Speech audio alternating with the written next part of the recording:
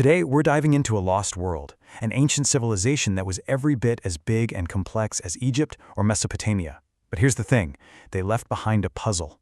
Thousands of incredible artifacts, all covered in a mysterious script that even today, we can't read.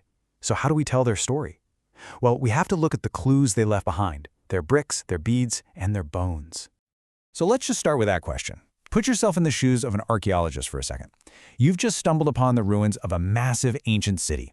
You can see the people lived here, they built these incredible things, but how do you get inside their heads? How do you figure out who they actually were? Because that's the heart of the problem with the Harappans. It is, without a doubt, the single biggest challenge. They had this beautiful, complex writing system, and we are totally stumped. We can't decipher a single word of it. So our whole investigation has to start with the physical evidence, the stuff we can actually hold. And probably the most distinctive artifact they left behind is this, the Harappan seal, completely covered in that mystifying script. You know, when archaeologists talk about the Harappan culture, this is really what they mean. It's not just one city or one place, it's a pattern. Across a huge area, they keep finding the same unique objects, the same seals, the same kinds of beads, even bricks made to the exact same dimensions. It's like the physical footprint of a shared identity. And just look at the scale of this puzzle. This is not some simple 26-letter alphabet we're talking about. We're looking at somewhere between 375 and 400 unique signs. It's an incredibly complex system that has baffled the world's best code breakers for a century. It is our archaeological brick wall. Which, of course, brings us to the most important point. If we can't read their words, we have to learn to read their world. We have to let the bricks, the beads, and the bones do all the talking for them. And wow, what a story their world tells. I mean, the most powerful, most mind-blowing evidence the Harappans left behind is the sheer scale and genius of their cities. Just think about this number for a second. 4 million. That is the estimated number of person days, meaning one person working for one day, that it would have taken just to build the foundational platforms at the city of Mohenjo-Daro. That's not just building a city, that's an absolutely incredible feat of organization and mobilizing a huge workforce. This layout proves their cities weren't just random collections of houses, they were meticulously planned. Across the entire civilization, you see the same basic blueprint, a high, fortified area called the Citadel, and then a larger lower town down below. The streets are laid out in a perfect grid, almost like a modern city. The bricks are standardized, and the drainage systems, well, they were an absolute marvel of engineering for their time. And hey, you don't have to take my word for it. Ernest Mackay, one of the first archaeologists to dig at the site, was just blown away.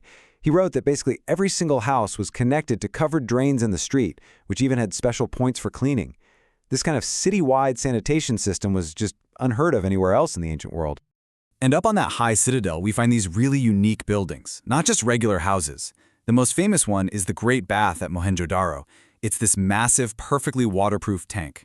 Its special construction and prime location have led scholars to believe it was probably used for some kind of important public ceremonies or maybe ritual bathing.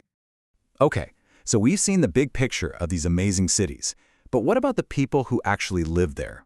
To understand their daily lives, we've got to zoom in and look at the objects they used every single day. So, to figure out their society, archaeologists make this really clever distinction.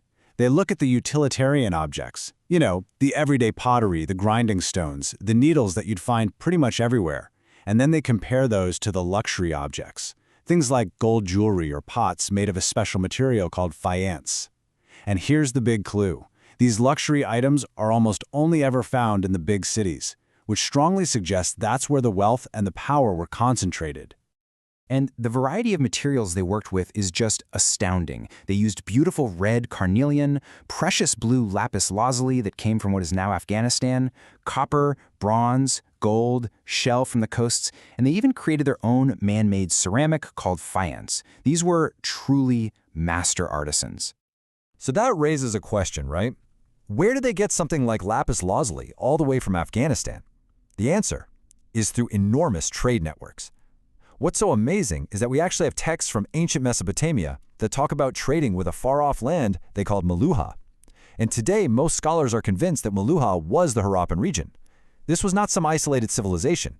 They were a major player in the ancient global economy. Okay, so this level of organization, this incredible craft, and this international trade, it all leads to one of the biggest questions in archaeology. What was the glue that held it all together?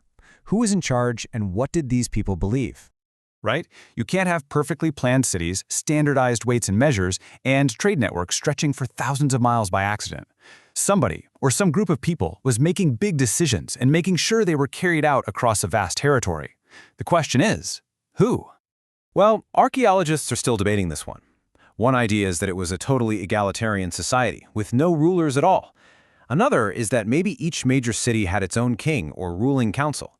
But honestly, that sheer uniformity we keep seeing, the same bricks, the same weights, the same seals everywhere, that makes the theory of a single unified state the most powerful explanation for many experts.